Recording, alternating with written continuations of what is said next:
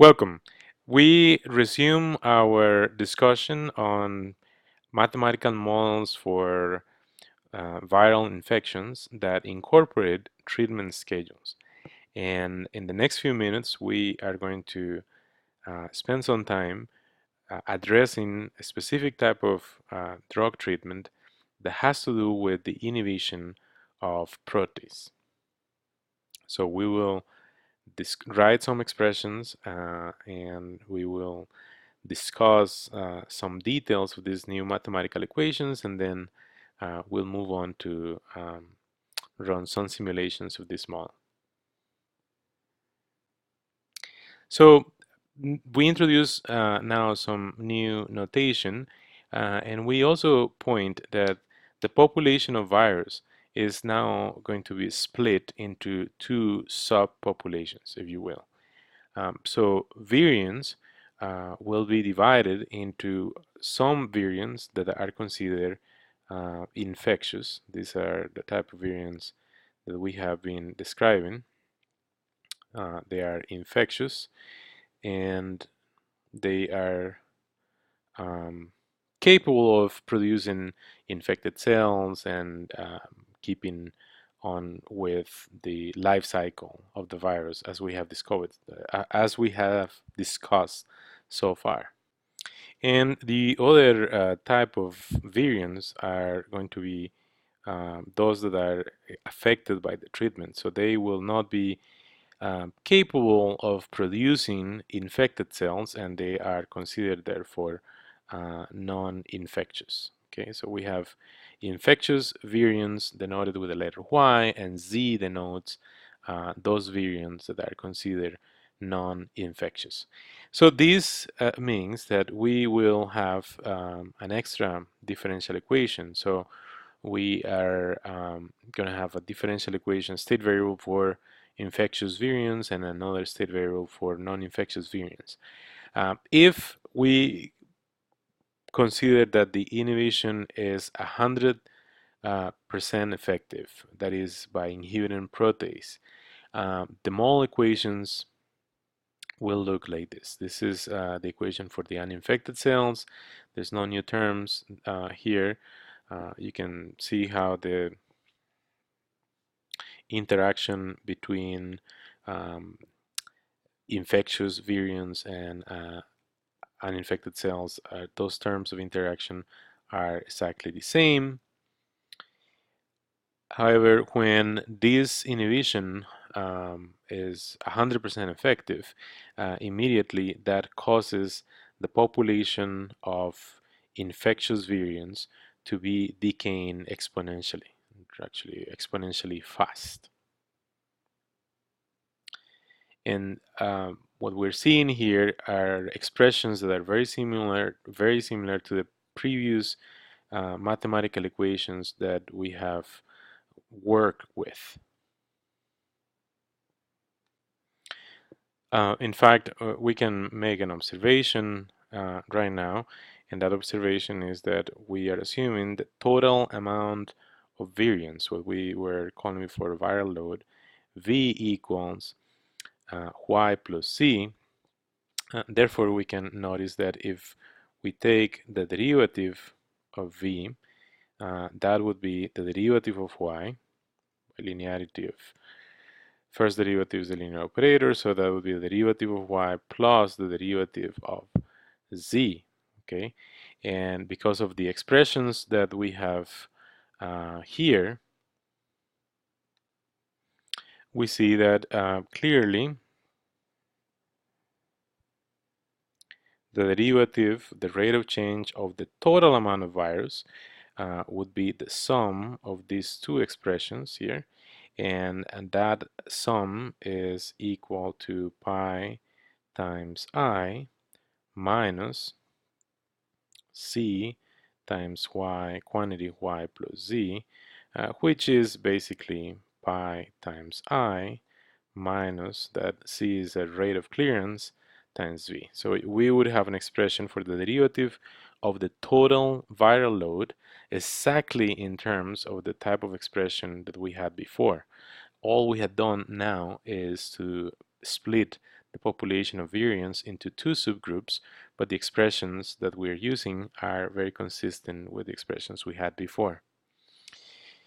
So this is to say that as we expect, if this inhibitor, this protease inhibitor is 100% effective, this would very quickly cause the subpopulation of infectious virions to decay exponentially, as is indicated here, and that should be very reassuring.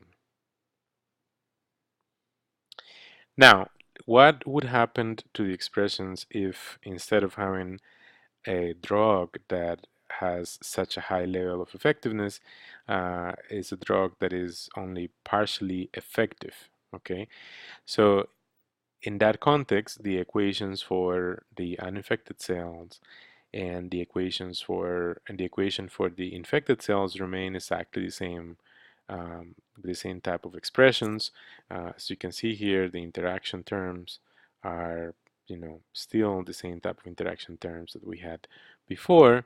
But what you will see appearing here as a difference is that now we are going to assume that both the infectious virions uh, together with the non-infectious virions are affected by this parameter eta, where eta denotes the effectiveness of treatment. And so what we're saying is that the rate of production of virions is proportional to the size of the infected cells. And so pi, if you will, can be considered as a proportionality constant. It really is it really is a rate of production of virions. But what will happen to that rate of production is that now there will be a fraction 1 minus eta of infected virions that will be produced, and then there will also be another fraction eta um, multiplied by power I, which denotes the production of non-infectious virions. So let's now see what type of simulations we obtain when we consider different values of the effectiveness of the inhibition of protease. So for this model with protease inhibitor, we code up these equations and we compute some numerical solutions. And what we're going to do next is to simply change the value of eta, and we're going to keep fix all the values of all the other parameters and the initial conditions, and also the time points used for computing the numerical solutions of these ordinary differential equations. So what we're seeing here is that that state variable z, denoting the size of the non-infectious virions, is going really is basically going to zero with values that take orders of magnitude that are rather 10 to the minus 37, 10 to the minus 63. It's really almost insignificant. So this is only to verify the equations are um, those equations we would expect in the absence of treatment when there is no treatment. Right? The effectiveness would be 0% in this case. The reason why the numerical solutions look this way is because they're kind of dominated here by these extremely infinitesimally almost machine epsilon small values of this numerical solution for z of t. If we only plot the other three state variables, we see a very familiar picture there, which is showing us um, basically something that reminds us of the endemic equilibrium, the stable endemic equilibrium. So here the population of infectious virions establishes itself, settles into a plateau, and there is coexistence between infectious virions, infected cells, and uninfected cells, even though here the infectious virions are overpowering or outnumbering the other populations. Now, if the effectiveness of treatment of the inhibition of protease takes on the value of 1/2, meaning, well, what if now the production of what if the production of virions is affected, or in production of virions now being reduced by a factor of 1/2 from pi to 1/2 pi.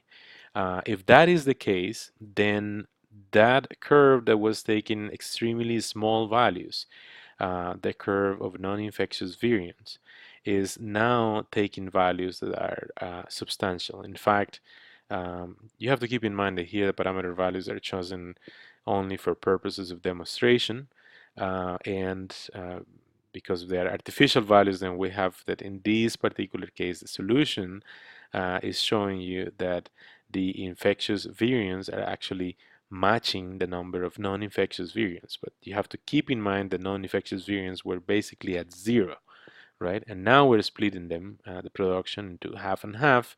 And this is important because this is stimulating, at some point, if you keep increasing the effectiveness, is stimulating the production of more non-infectious virions rather than infectious virions, which is the idea that you would like to have when you have treatment or control. We're going to pause now and we'll continue this discussion very shortly.